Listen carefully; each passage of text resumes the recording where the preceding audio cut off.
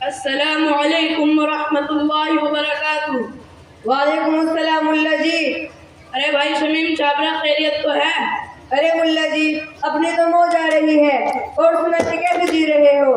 ارے ملا جی آپ لوگوں کی فقیری دور بھی ہوگی کہ نہیں؟ یہ کیا تو بوڑھے کا لباس پہن رکھا ہے؟ اپنی زبان سنبھال، کیا تیرے لاکھوں کا کپڑا کبھی مانگنے بھی گیا ہوں؟ خدا نے جس حال میں رکھا ہے خوش ہوں، آرام میں ہوں اور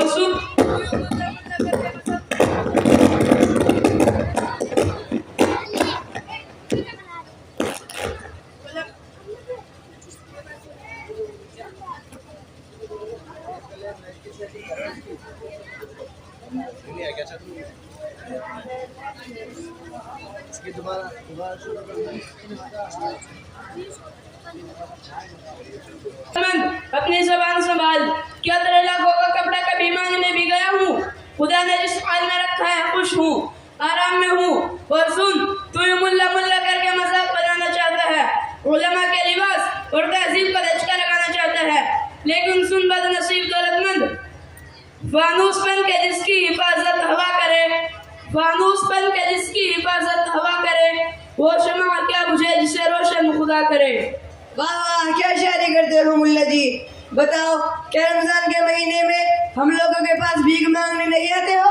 کیا یہ حقیقت نہیں ہے کہ جب ہم لوگ ٹکڑے دے دیتے ہیں تو جھک جھک کر شکریہ ادا کرتے ہو؟ میں نے کیا غلط کہہ دیا؟ جو حقیقت ہے وہی تو کہا ہے، تم تو ہو ہی تو کوڑی کے، تمہاری وجہ سے ہماری انسلٹ ہوتی ہے۔ یہ جھولا یہ رسید چلے بھیک مانگنے۔ مجھے بہت افسوس ہو رہا ہے تمہاری جہالت پر۔ پہلے تو میں سمجھتا تھا کہ تم صرف مغرور ہو، مگر اب معلوم ہوا کہ ٹھیک جاہل بھی ہو۔ تم نے رمضان کی بات جو کہی ہے تو اس کا جواب یہ ہے کہ ہم اپنے لیے نہیں، مہمانان کرام رسول اللہ کے لیے مانگتے ہیں۔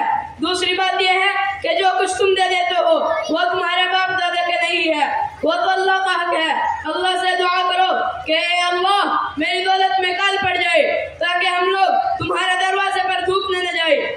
تو نے کبھی دیکھا ہے غریبوں سے مانگتے ہوئے، بیواؤں سے مانگتے ہوئے؟ ہرگز نہیں۔ ہم صرف اس سے وصول کرتے ہیں جو صاحب نصاب ہو۔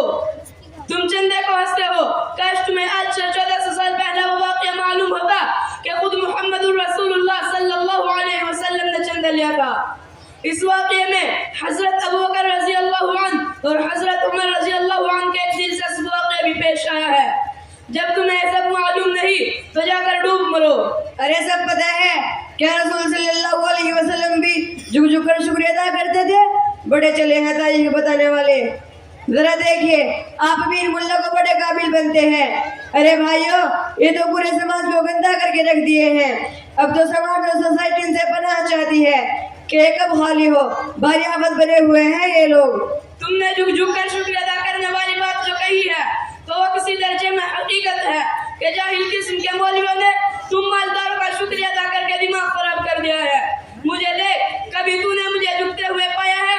یاد رکھو جو لوگ واقعی خادم دین ہوں گے وہ اخلاق ضرور پیش کریں گے مگر تیرے سامنے جھکیں گے نہیں۔ ارے کتنے ہیں؟ 2-4، بھلے ان سے کیا ہوتا ہے؟ اعتبار تو اکثریت کا ہوتا ہے۔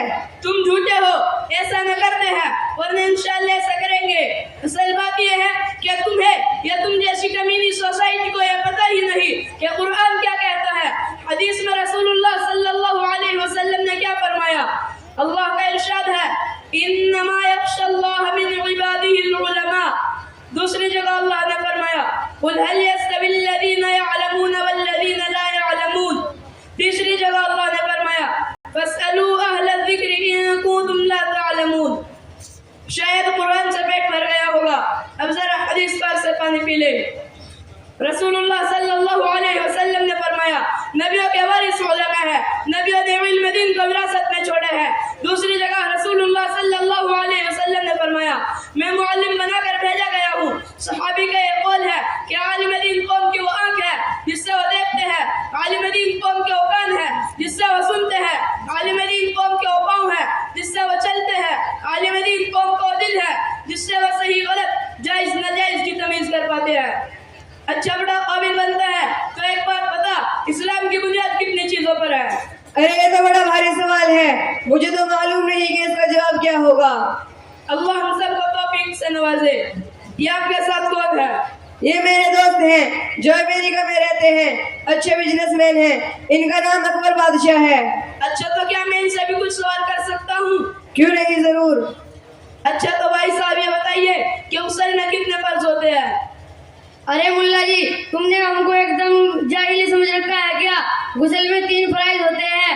نمبر 1 گرم پانی، نمبر 2 صابن دانی، نمبر 3 اوپر سے نیچے پانی ہی پانی. واہ بادشاہ صاحب واہ.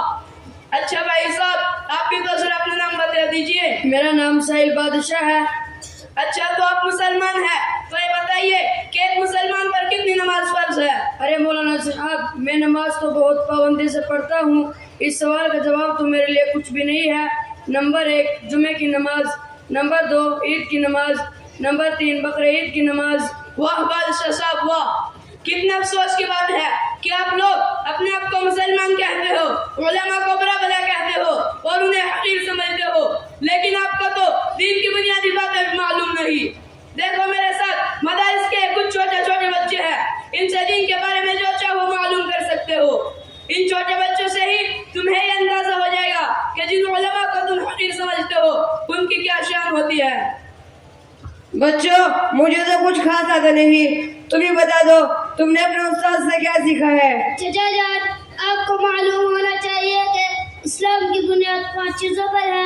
نمبر 1 کلمہ، نمبر 2 نماز، نمبر 3 زکوٰۃ، نمبر 4 روزہ، نمبر 5 حج. مجھے تو افسوس ہو رہا ہے کہ دنیا میں ایسے بھی مسلمان ہیں جنہیں غسل کے فرائض بھی نہیں معلوم. سنو میں بتاتا ہوں. نمبر 1 منہ بھر کے کلی کرنا، نمبر 2 ناک میں نرم جگہ تک پانی پہنچانا، نمبر 3 تمام بدن پر پانی بہانا. اچھا بیٹا تم بتاؤ، کیا انسان مرنے کے بعد دوبارہ زندہ کیا جائے گا؟ جی انکل، انسان مرنے کے بعد دوبارہ زندہ کیے جائیں گے اور حصہ وہ کتاب بھی ہوگا. نیک لوگوں کو ان کی نیکی کے بدلے جنت ملے گی اور برے لوگوں کو ان کی برائی کی وجہ سے جہنم کی آگ میں گھسیٹ کر ڈال دیا جائے گا. تم نے دیکھا یہ چھوٹے چھوٹے بچے کتنے کمال کے ہیں. جب یہ بڑے ہوں گے تو دین اور سماج کے لیے کتنے کارآمد ثابت ہوں گے. یاد رکھو اگر آج یہ علماء، یہ مدارس، یہ مکاتب نہ ہوتے اور یہ دینی تحریکیں نہ ہوتی، علماء رسید لے کر در در نہ بھٹکتے تو تم اور تمہارے بچے اسلام ہی سے پھر گئے ہوتے. تمہیں اور تمہارے بچوں کو یہ بھی معلوم نہ ہوتا کہ اسلام کیا ہوتا ہے اور مسلمان کسے کہتے ہیں. مولانا صاحب، آج مجھے احساس ہو گیا کہ ہم بڑی غلطی پر ہیں، اور اب میں آج آپ کو اپنا گواہ بنا کر اللہ سے توبہ کرتا ہوں اور یہ عہد کرتا ہوں کہ علماء کو کبھی بھی حقیر نہیں سمجھوں گا، ان کی عزت کروں گا اور اپنے بچوں کو بھی عالم بناؤں گا تاکہ وہ بھی آپ کی طرح حقوق و سماج اور قوم کی سیوا کر سکے. مجھے معاف کر دیجیے.